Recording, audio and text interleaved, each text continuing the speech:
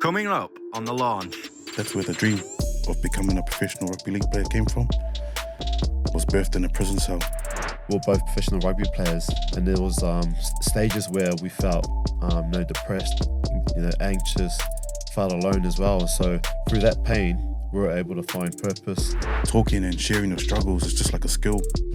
When I go to learn to pass left or right or go to kick, I'm not going to get it right the first time, but the more time I practice and the more repetition, I'm going to get better at opening up.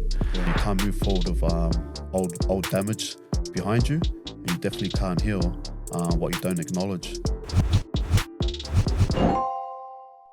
Hi, welcome to The Launch, a podcast by founders for founders, where today we've got two guests on the show. We've got Q and we've got Suaia, both from the Talk Your Walk Foundation. How you doing, lads? All right. No, good, man. Good. Thank you for the opportunity for us to come on, and looking forward to talk about Suai's life. Yeah, no, thanks for having us, James.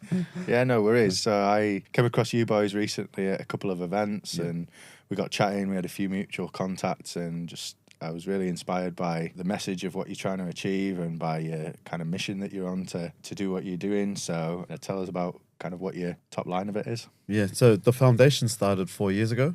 And I always like to talk about the stats because there's a mental health foundation, mindset foundation. 7,500 people die each year of suicide, men, women, and children. So that's like 145 or so a week. And behind each person, they would have felt hopeless or alone. And that's something that we've experienced in our own career. We're both professional rugby players, and there was stages where we felt depressed, anxious, felt alone as well. So through that pain, we were able to find purpose, we were able to find clarity, and then we were able to move forward and play at the highest level and also play international. And so, pretty much in one sentence, our foundation is we help people become the best versions of themselves, whether that's individually or as a team. One of our biggest missions is to try and reduce those numbers down to zero. Yeah. It's and when I say that, a lot of people kind of look at me funny, and and I always say, Rome wasn't built in a day, and I think if a lot of us can get together and help with the mental health epidemic, I feel we can all work towards that one goal. Now we go into schools. We go into prisons, we go into businesses, and we talk about clarity. We talk about resilience, and we talk about identity, and these are things that we found helped us with our journey and how we were able to turn our lives around, and it's something that we transfer into the business world. Powerful stuff. Yeah, really impressed. I sadly lost a family member to suicide, and it was absolutely devastated everyone within the family. And I think, like what you've said, behind everyone that's suffering with mental health that then makes that kind of choice, there is someone who's suffered in potentially in silence or feeling like they've not got someone around them. And reducing those numbers to zero is inspiring, but also saving one life, I guess, is enough as well. Like one at a time. If you can impact anyone's life and convince them that they're worthy to continue and that they've got support and people to talk to, and they're not carrying the weight of their burdens on their own, then it's, I guess, guys in particular are a bit crap at talking about those things. 100%. That's our focus, I guess. Q touched on it when we go into businesses, schools, mainly prisons, because we believe that every life matters, and if we can just go in there and inspire one, man, it's worth it. And when you talk about mental health, and I do appreciate you sharing, and it's sad when you know someone that's taking their life, and not only affects that person, it affects everyone else. It has a ripple effect on the family and the friends and stuff like that. So I think if we can use our platform as rugby league players to share and inspire hope, that way we can have that impact, and why not use our journey and platform, to inspire and help people become the best version of themselves. And again, it's just showing the light that you're not alone. Again, it's not only males, but I know there's a big population of males that find it hard, that stigma of speaking up, being vulnerable, having that shame and guilt. And again, we all go through it throughout our journey and career. Playing rugby and stuff, and asking for help is the hardest part, but that's the first step of getting help. Yeah. And so if we can, use again our platform to normalize that, man, we know we're doing a good thing. Yeah. And I love the emphasis that you're putting on clarity as well, because when you're in a dark, lonely place, I guess, you are not always thinking with clarity, or sometimes you don't understand what your options are, or how to process it, or how to deal with it in a way where you can organise your thoughts in the right way to kind of move past it. Yeah.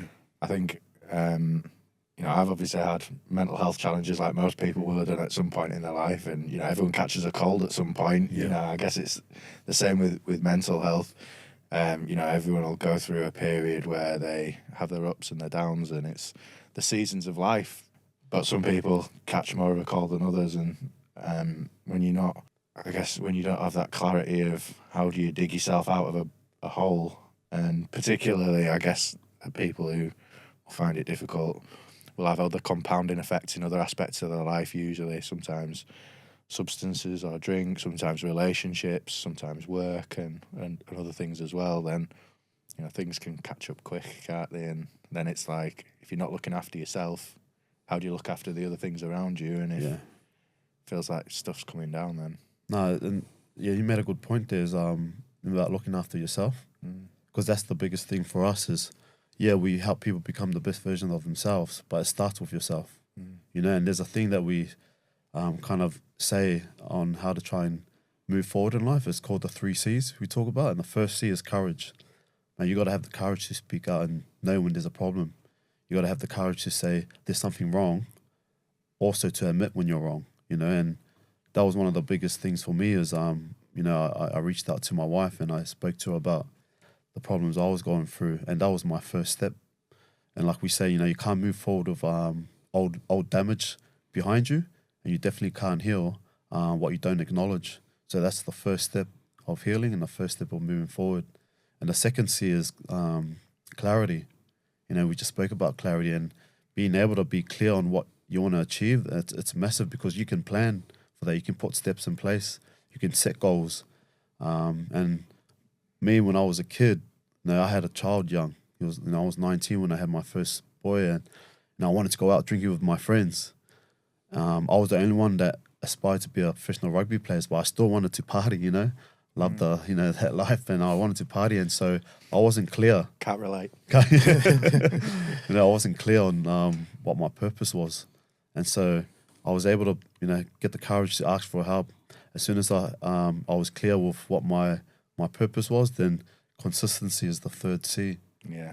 Being able to be consistent with your plan. And we got a saying, talent gets you through the door, consistency keeps you in the room. And so those are the 3 C's I kind of speak about, and we speak about. If you get them right, then you're on the right track. I think success in business and kind of progressing in life is 100% down to mentality as well. And I think one thing that's impressive about you guys from as soon as you start speaking is how you've managed to craft that mentality. I don't think no one's born with that. It comes from life experience. It comes through honesty with yourself and with the people around you, and like you say, it comes from clarity and wanting to be better, wanting to be the best version of yourself as well, and not just for you but for the people around you. When you become dads and you've got a family, you want to help your friends and your family and the people around you, and if you've got a team, then your team. And I guess all part of that starts with you. You've got to be able to look after yourself first, to look after the people around you, and it's easy to neglect yourself sometimes, particularly when some dads that I've spoken to, they'll focus on providing for the family, but they won't kind of put the same attention on themselves. 100%, bro. That's so important. It's something that we're really passionate about, is leadership. Obviously, being in the sporting background, as you'll know, it just translates into business, but you can't lead other people before you lead yourself, and it always comes back to yourself. And I think that's a really key one. You touched on, and even going back to the life challenges. No one's immune to challenges, but it's what you do when those challenges come. And you touched on clarity a few times, and I feel like it's so important, whether you're wanting to start in business, whether you want to go into your career and whatever it is, whether it's sports or what, it's important to get that clarity, but also have that why and being clear on why you want it. And that's going a bit deeper than surface level. Because many times we go in and we talk in schools and stuff and say, I want to be a rugby player, I want to be a policeman. The first life challenges come. They turn the other way and go when they face resistance, but resistance is part of that growth that you need. You need to grow and to build on that character. And so it's going a level deeper. Why do you want that? And if you can focus on the why, and as the saying goes, when the why is big, you're going to overcome any how. And that how is the challenges that come. And it's not to break or test you. It's there to remind you and mold you. Yeah. Again, we touch about mindset. Everything that we've learned, it's been programmed. Yeah. We can unprogram too. So, learning the difference between fixed and growth mindset. You're going to need that to survive in, whatever world you or whatever path you choose. Yeah, absolutely. I mean, we were chatting about it just before, but obviously I'm working with a couple of other ex-rugby lads with Joe and Tom at the moment as well. And like the mindset of you guys as high performance athletes and as individuals, but also as team players, I think is phenomenal. I think that's something that translates into business really well, and it's what a lot of businesses get wrong. Yeah. They either have too much focus on the individual or too much focus on the team, and then forget the balance of actually, well, both need to thrive to get everything working well. Yeah, and that's, I think, the biggest takeaway from being professional rugby players to business is we knew there was going to be, loads of failed attempts, loads of resistance. It's been 4 years now since we started the foundation, and the last 8 to 9 months it's picked up. So that all the work that we've done in the 3 years has finally, paid dividends. But that's something that we learned in our career as professional rugby players, that if you're willing to put in the hard work for long enough, success will come, and success can be different, to you and to us. And we've been able to reach out to a lot of people about changing their mindset, whether it's individuals or as a team. We've been able to go in and help from what we've learned in our rugby career. Yeah. Mm-hmm. Do you want to talk a bit about your backgrounds, like for anyone that kind of isn't familiar with you? And yeah, but both of us have got a bit of a long story when it comes, but we'll try and break it down to like the short version. Just to give a bit of perspective and more context, I like to break my sort of journey into two halves. So it's something that I learned from the day I was born till now, and not proud of, my first half in life. And one of the greatest lessons I learned from life is that everyone has a choice, and every choice has a consequence. And so for me, I went the wrong way. One of the things I learned was I was a kid that lacked clarity. I wasn't aware of, the choices or the difference between, right or wrong, really. And so I was easy influence as well, and I just went through life steaming as you do. And I think even looking back in my rugby career and going into the transitioning phase, it's that lack of clarity. You find yourself just forming back, finding the group. You end up gravitating towards that same level, sort of, and that's what I did. And that's how I easily was influenced in gangs and all that kind of stuff at a young age. Became alcoholic, drug addict, probably 15, dropped out of school, in and out of court. Like, that was literally my second home. I could memorize everything, from stepping the process, all that kind of stuff. But that was life to me.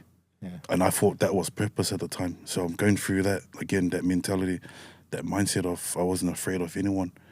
But that path took me down a path as well that led me to, at 17, leaving behind my newborn daughter, my wife to start the family without me, and I was sentenced to 3 years in prison. Even that, it didn't really register to me just yet. And I remember just walking through the corridors, handcuffed behind my back now, labelled as a criminal for the rest of your life. I was thinking, what now? Yeah. And you get to a point in life, and for some, they don't reach this point. But for me, I think the pain hurt. And I shared it with Q yesterday. I don't know if you're familiar with the story of the grandfather and the grandson on the porch, and the dog's crying out, sitting on the nail. And the grandson's asking the grandfather, hey, why is the dog crying? Why is it not moving? And the grandfather says, the pain doesn't hurt enough for him to move. And I feel like that's the story of my life. Mm-hmm. Going through, you know, locked up, alcohol, all this pain, putting my family through hell. But the pain didn't hurt enough for me to change. Yeah. And it was until I got to that point, in the crossroads, sitting in my cell, got the mirror there, window there. And that to me was like a pivotal moment, because one, I could have kept looking out the window, blaming everyone else but myself. But two, I started to look in the mirror and I was sick and tired of being sick and tired. That pain started to go, you know what? Being a father, you know, my daughter, I missed her first birthday inside. And for me, I couldn't bear that, thinking, man, what kind of selfish person will do that to, you know, my daughter, who's, you know, innocent. Yeah. She didn't deserve that. They were paying for my actions. Missing her first birthday as a father. And then, you know, my family starting that journey without me, that gave me the fire to, you know what? We talk about clarity. I was willing to pick that ball up and run it straight again. And that's where the dream of becoming a professional rugby league player came from. Was birthed in a prison cell. And so it was like, man, this is what we go in to go and speak to businesses, schools and stuff. It's like, man, rock bottom, resilience is actually a gift. You know, that path of resistance that we face. And for me, obviously, it was being in prison. Again, it's that two halves. So I realized that was my half time. Reflect, refocus, go again. So the day I was released, 5-year goal. And so these are the goals that we go in and break it down. I had the steps, and I just had a 5-year goal to play at the highest level, which was the NRL. Play international, and we got there in 5 years. On the 5th year, I was able to tick all the boxes. Obviously, you know, the Q touched on the 3 C's. It's ticking all that. Surrounding yourself, you know, with winners and champions and reprogramming the mind. Yeah. I didn't know that. Yeah. So I thought that was me, tunnel vision, this is who I am. But that was far from the truth. A lot of people talk about compound interest or the compounding results of success and about making 1% incremental increases to make you better. But not many people talk about how you have the same effect with bad decisions as well. Oh, 100%. And I feel like it compounds so much quicker. You know, if you're not around the right people, if you're not in the right environment, if you're making bad decisions, all of a sudden things get worse and worse and worse so fast that, like, obviously, you know, you got to a point where, fair play, you made a decision that you didn't want to continue accepting this kind of lifestyle for yourself or whatever. And I think some people don't realise that by not changing, they are kind of accepting it for themselves, and that they're not, you know, you mentioned about looking out the window. You know, some people do blame others, blame their environment, blame the things around them, or think that is the world.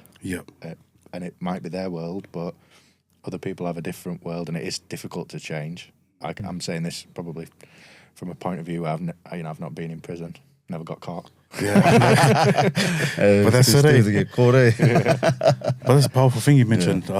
Before I hand the offload to Q, because you touched on what books inspired and stuff, and I want to highlight that the compound effect. Yeah, that's been a big book that played massively, and it's understanding the 1% habits. You know, daily is going to compound, and again, going back to consistency. The hardest part about consistency is people just want to see the results now, but the true meaning of the compound effects, you're not going to see results until 18 months onwards. So it's until you stack day by day. The hard thing about it is, can you be consistent every week and stuff? But the default to that, if you're not working on yourself as well, is the compound effect in the negative way. That's in play if you don't go out and start working on yourself and not putting in the right habits. If you're not moving backwards, you're moving forwards, right? Yeah. There's no in between. If you're not moving forwards, you're moving backwards. Yeah, Sorry. Same, bro. You know what I mean? We know what you mean, bro. I love butchering a saying. Well, with me, I've just a quick one about what I went through. I kind of grew up in New Zealand, Samoan parents, so like what we're wearing here is pretty much our suit in our culture. So every time we get invited to a podcast, invited to somewhere to speak, we come dressed in our best kit, you know. So really proud of my Samoan heritage.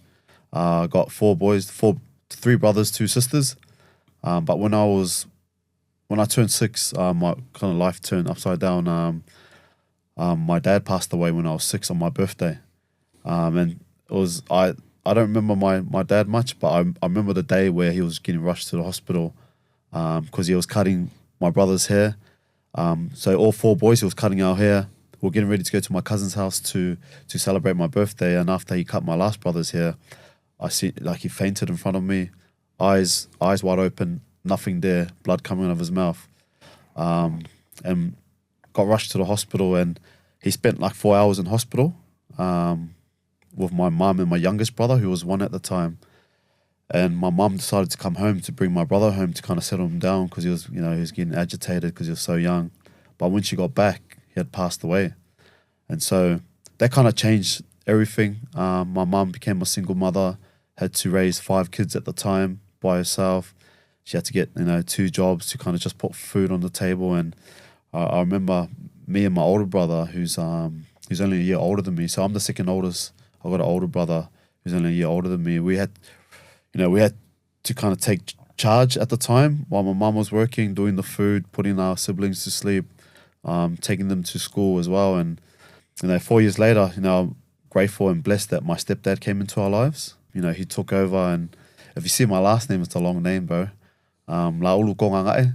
That's why everyone calls me Q, I'm glad you said it. 'Cause I was thinking before the show, like introducing these guys. Laulu's my dad that passed away. Yeah. So that's his last name. Kongangae is my stepdad who came in to raise us when I was about 14. And so I represent both dads, I represent both families, and my kids have passed the last name down to my kids. But the birth of wanting to play rugby came because my older brother, he was my role model. He was my hero, bro. And he was a big name coming through the younger, as a young kid, and that's who I wanted to be like. I wanted to be like my older brother. And when we both turned. When he turned 16, I turned 15. He kind of went down the wrong track. He went down, the wrong road, and he got into alcohol, got into partying. Started hanging around with the wrong people, and I had to make a decision whether I follow him or I chase my dream of being a rugby player. Yeah. And so I decided to kind of part ways with that, that side of my life, and it kind of threw a spanner in our relationship, but I decided to chase my dream, and my story is a long story, and when I turned 17, like things started to come easy for me, but not because I trained hard. I was just turning up to training 3 days a week and playing. So I didn't do anything outside of that.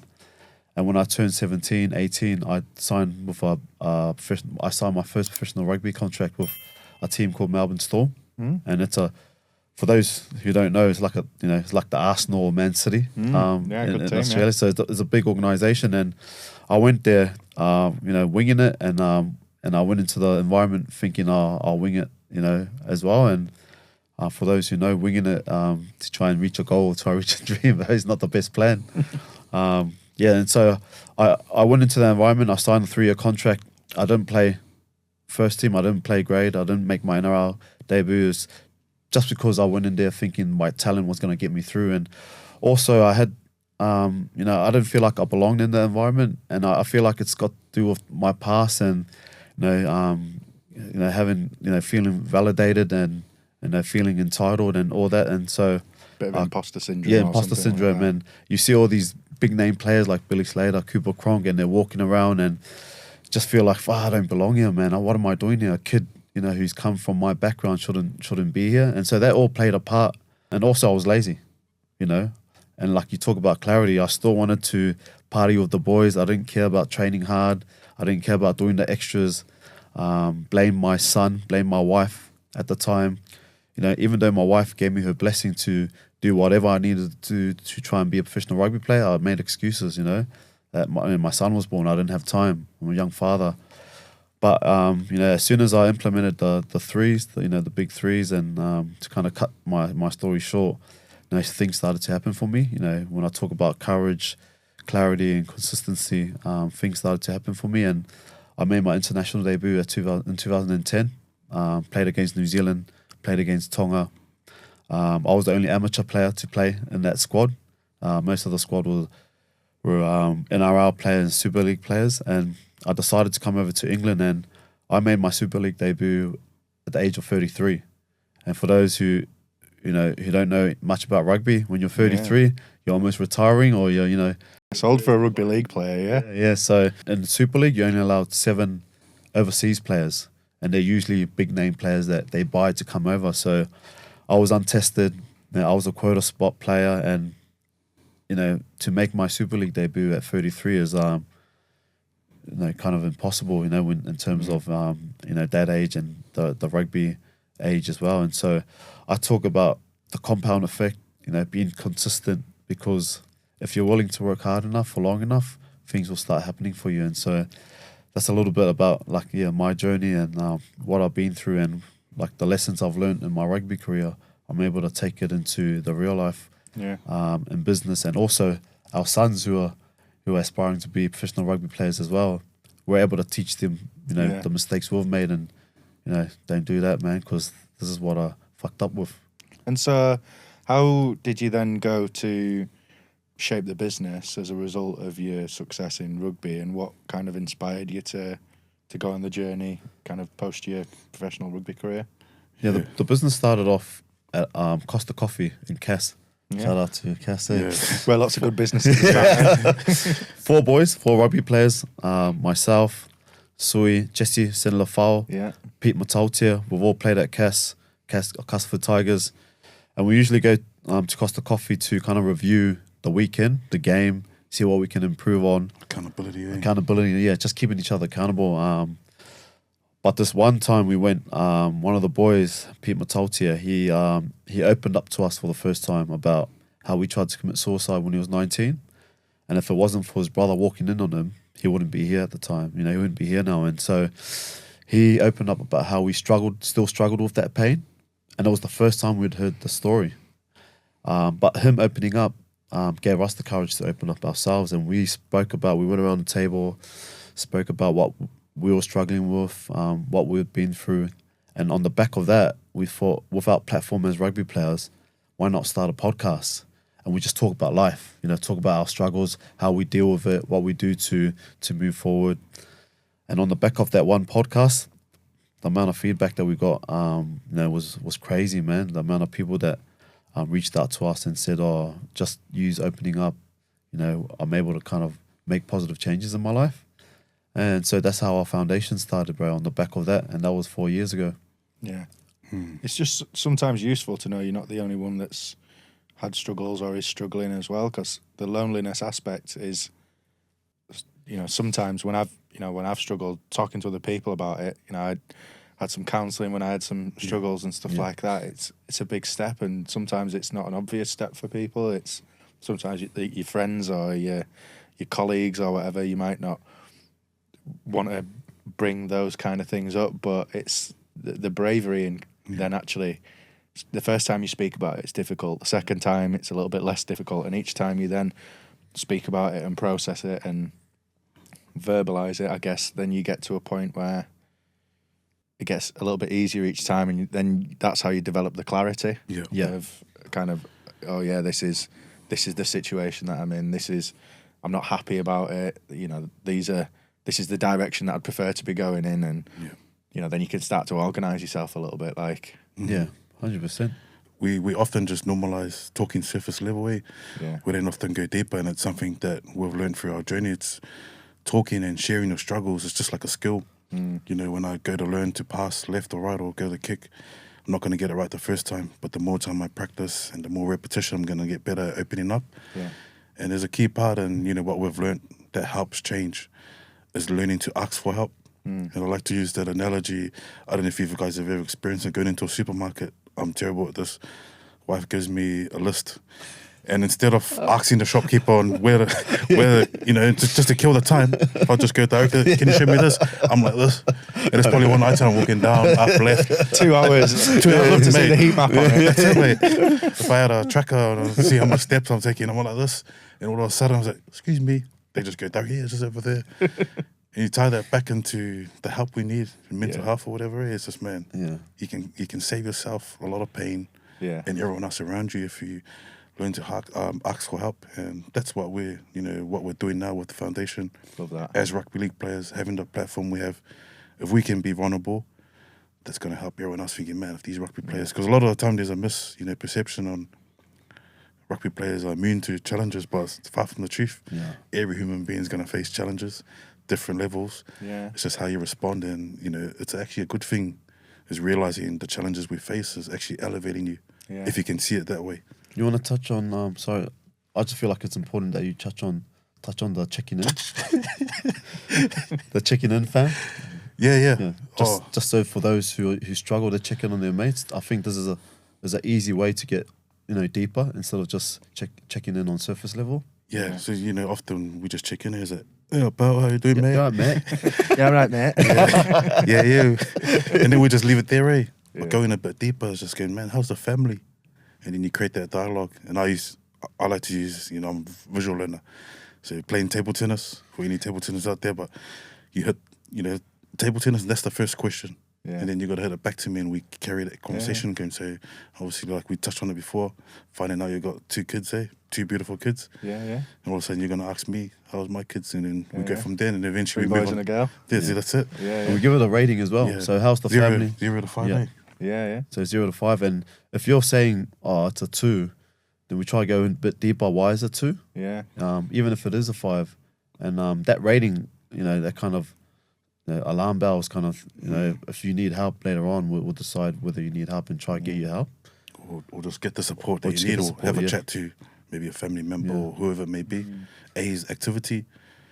How's your activity? How are you moving around? All of a sudden you touched on you're doing a marathon today. Far from it, mate. I'm. If anything, I keep seeing myself on this screen over here, and I'm like trying to just breathe in. Do you know? I did my ACL recently. Not recently. It was 5 days before my son was born, so it's about 9 months ago now. Oh, that's recent, yeah. I had the surgery in January, and then I'm like 3 months on from that. So that's my excuses. Anyway. Well done. You're moving, man. That's the key. Yeah, exactly. Yeah. But again, I would never know when you've been through some surgery, man. But then the last one is mindset. Yeah. Where you are 0 to 5, and that way it just gives us the indication. Yeah. Again, it's creating that dialogue, and then we'll go in a bit deeper. And then if I know you're around 1 or 2, that's gonna give my more attention to really touch base with you, and hey, let's see where we can go from there. But that's just a start. Yeah. A lot of the time people don't know how to. Oh, my mate's struggling. What do I do? Yeah. And then we just leave them. Yeah. And then all of a sudden, man, struggling, and then again, just compounds. Adulthood comes at you so fast as well, doesn't it? Yeah. Loads of people go to the effort to organise themselves in work or in their profession in sports. You've got coaches, you've got people that are helping you, you've got a bit more of an environmental support sometimes to make sure you're productive, but then people don't always kind of take that towards their life. And even when you're mentioning that, I'm kind of like rating things 1 to 5, and I guess from that you then have a barometer or a perspective of like, actually, well, if there are things that I can improve, well, why aren't I improving them? And what do I need to do to improve them? Yeah. Sometimes it's easy to accept the things that are happening and the things that are going on, and that's what's happening, without having the backstop of realising, actually, I don't have to continue accepting that. It could be improved, and so maybe I need to do more to improve. Yeah. Yeah. That's a big one.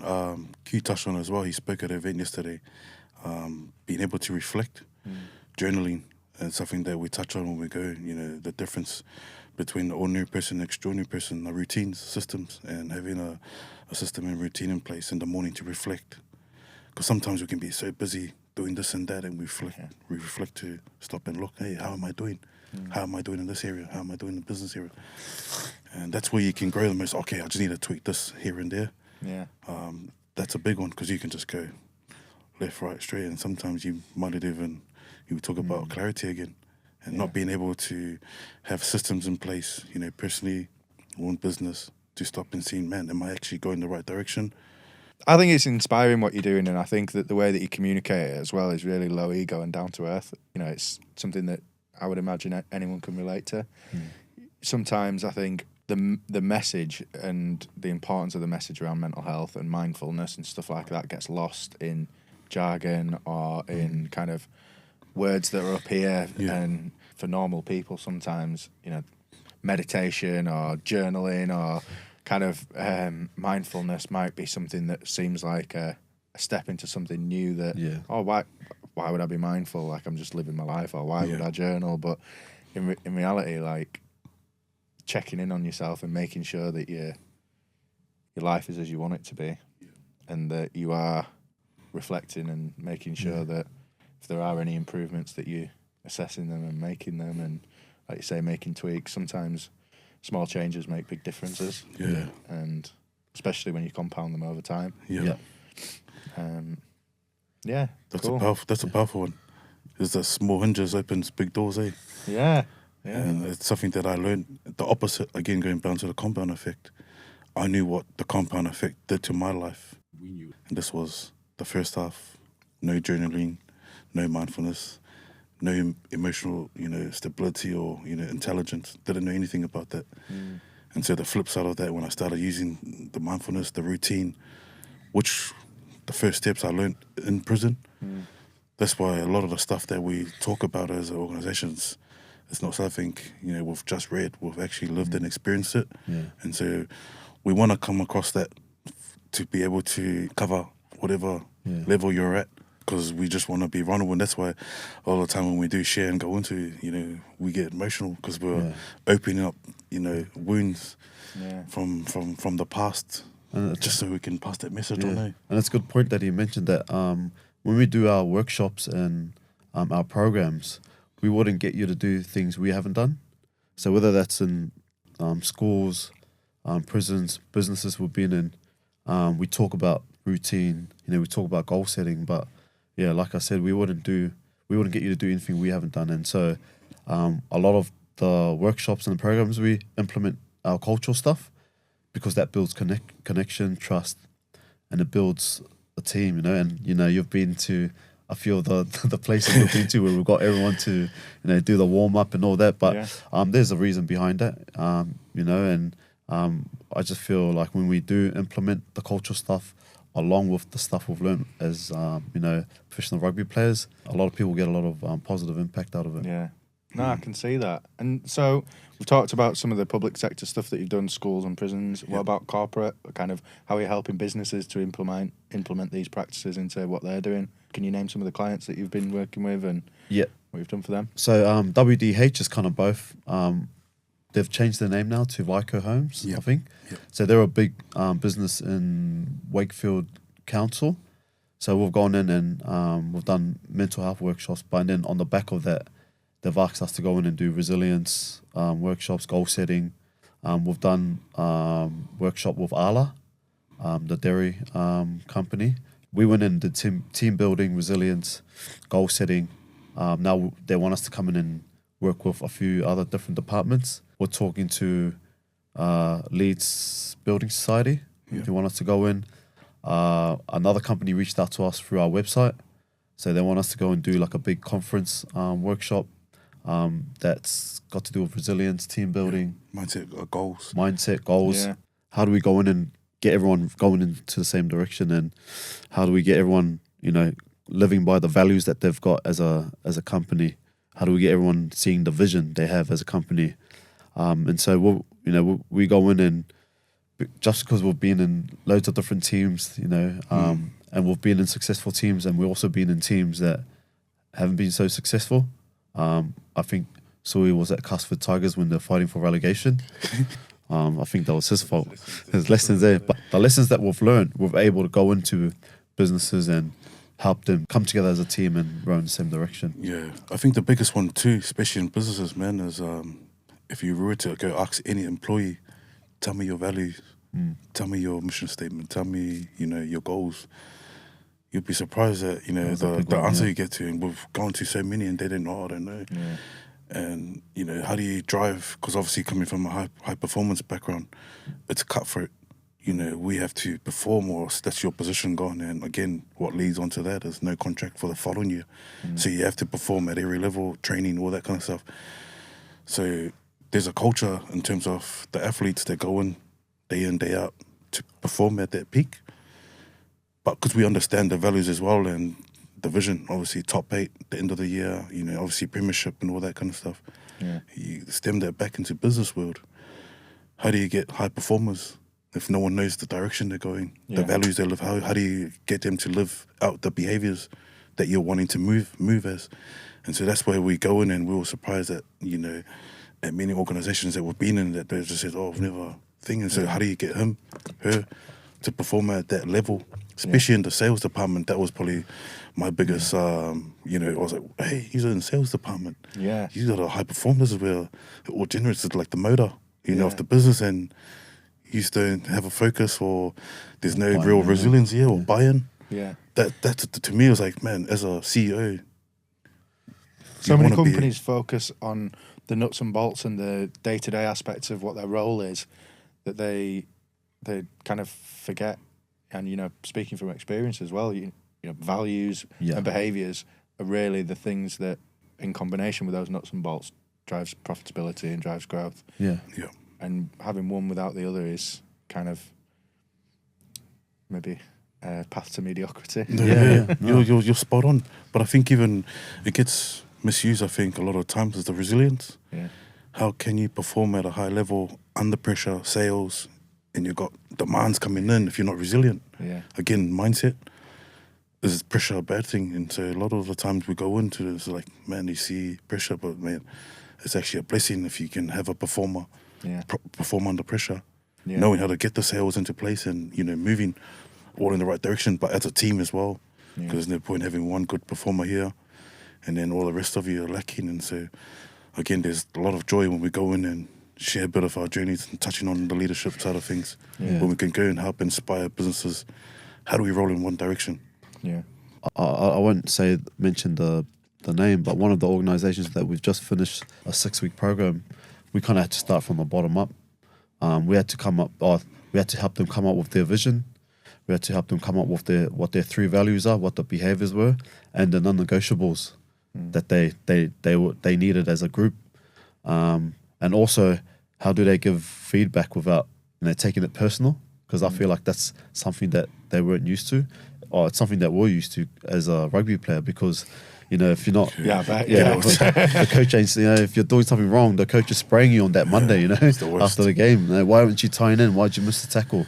And then you're off doing, you know, tackle practice, or, you know, to make yourself better. And so that was something that we needed to implement in this organization that we went into. But you could see after 2 or the 2nd or 3rd week, just them, you know, the growth that was in. And one of the little wins is they weren't saying hello to each other, you know, in the mornings. Just a little, you know, just that little thing can go a long way. And so, you know, there were like different levels where they didn't see the cleaner on the same page as, you know, the guys were up here. And so there was like a hierarchy in, you know, in that workplace.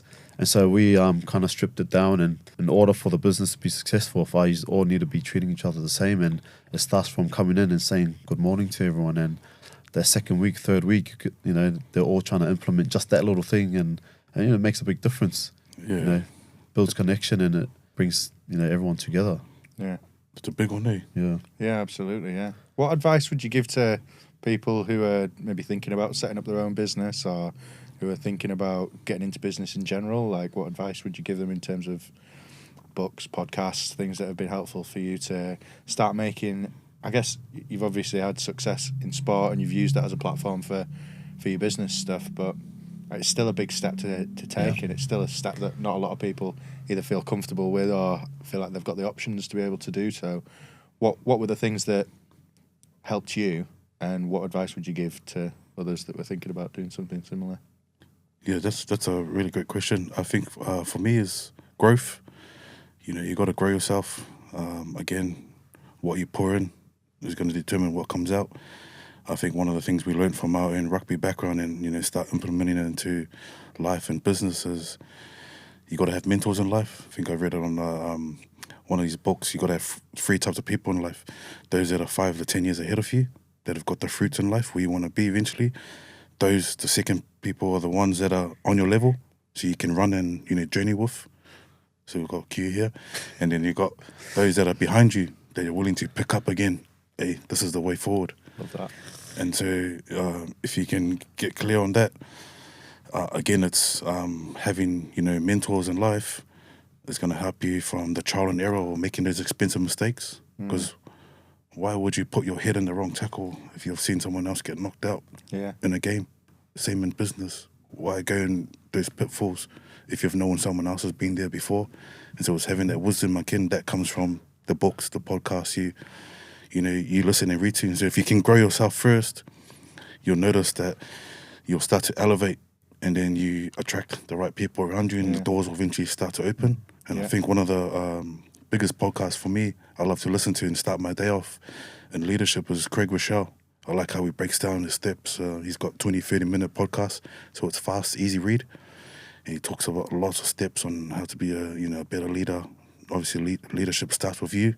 Being that authentic leader is key. But for anyone wanting to go into business as well, as getting clear, we touch on clarity a lot. Who are you talking to over there? No, I was just saying, getting clarity. But why are you doing it? Why do you want to? Why do you want to do business? Yeah. And there's I think it's 80% percentage. I think within the first 5 years, businesses fail. Yeah. Lack of clarity and lack of mentors in life. Yeah. To help guide you make those expensive mistakes. And again, is the why you going into business. If you can get clear on that, man, it's gonna help you with the challenges that are gonna come. That's the thing. Like, you're an accumulation of the people that you surround yourself with sometimes as well. And if you don't feel like you've got the right mentors or the right people around you, then maybe you need to change the rooms that you're in. Yeah, product of your environment. Yeah. And so people that you hang out with, that's how you're gonna act. And I think this guy pretty much touched everything. Just one thing for me is make sure you enjoy it, because you're gonna get, if you got a business in 5 years down the track, if you're not enjoying it, then it's gonna take a toll on you. Yeah. We're lucky enough that what we're doing, we're enjoying it, and so the first 2 to 3 years, we're going out and doing free workshops, free programs, knowing we weren't getting paid, still enjoying it, but knowing that this is all gonna reap its rewards later down the track. That's a massive thing for me, is make sure you're enjoying it. Yeah.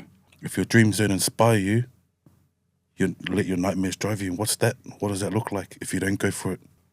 That risk of inaction as well.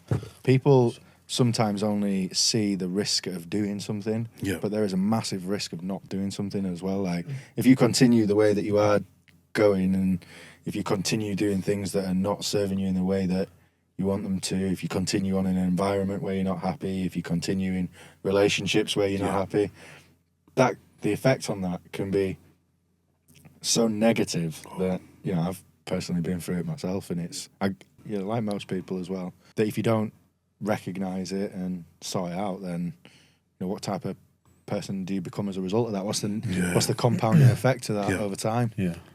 But I think Q touched on it as well, the one or two, which I think is important.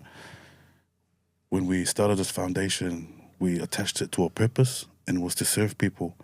So if you're going to go into business, what's that? Because you can have all the money, and I don't know, it'll be awesome to hear your thoughts on it, but I've seen so many people throughout my journey have all the money in the world and so depressed. Yeah. And because there was no purpose behind the business. Yeah. So I feel like with our purpose is serving people and helping people become the best versions of themselves. Even though we started our first 3 years on serving people, that gave us purpose to wake up, man, we're going to change one life today. We're going to do this. And that still gives us the feel today. Nothing's changed for us. I actually think pursuing financial goals only gets you so far. A lot of the people who are significantly successful, I'm not saying don't pursue financial goals, because having ambition is good. You want to nurture that, and you want to make sure that that's a part of it. But also, sometimes focusing purely on the money is a quick way to get nowhere fast. You have to focus on behaviours, values, purpose, vision, clarity. You have to be making sure that the direction that you're going in is good. And it's right by you as well.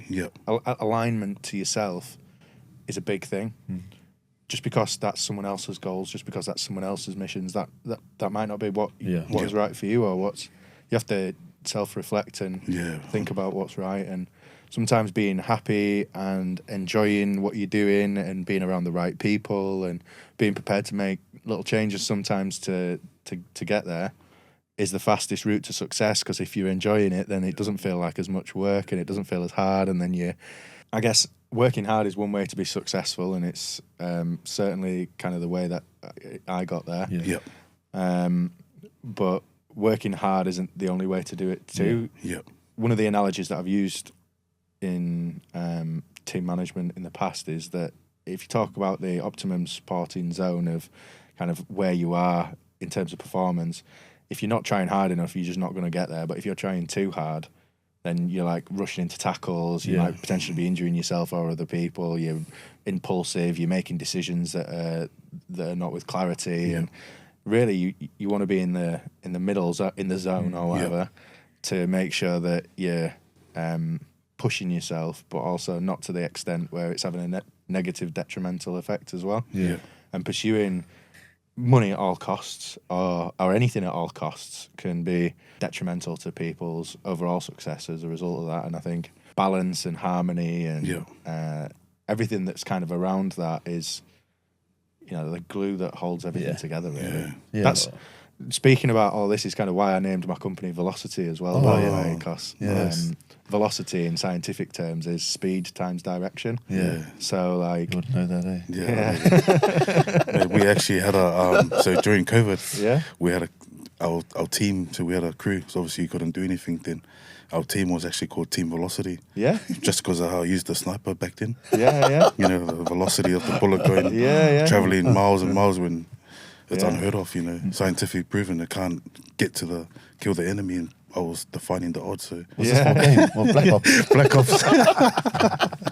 Sorry, but that was during COVID. I was going to say, I didn't know about your sniper background. Oh man, it's pretty. Can get the launch out, can get the 9mm out. So it depends. You just got to adapt. But I like what you touched on that, man, and it's so true. It's true. And I think we all define, and it's important for yourself and how you define success. Eh? And I'm not, to not get it wrong on the message of saying, we're not saying to pursue money and working hard on that, because that's 100% so important. But we believe money is just a byproduct of the value you give. And it's something that, we wear on our sleeves and want to and come across that way, is that we're coming to add value to you. And so I like it how you touched on it. And I think true success really just comes down to how many lives are better off because you lived. Again, it's going back to that, being the best version of yourself, having that impact long before, you're gone and time is up here. How did we pass that baton on to the next person? Was it in a better place than my father, his father? And I guess that's the daily challenge we have. And again, going back, the money you get, we can imagine the help that we can have when we, link up, arms together, and the impact that you can have. Love that. Well, I think obviously we've had a great conversation there, and appreciate you guys both opening up and being vulnerable and sharing some of your insights as well. It's certainly been helpful for me, and I hope it's helpful for everyone in the audience as well. Really interested to hear what everyone thinks about this one, and if you can drop us any messages with any questions or any insights into this one, that would be great. And thanks very much for watching, everyone. Cheers.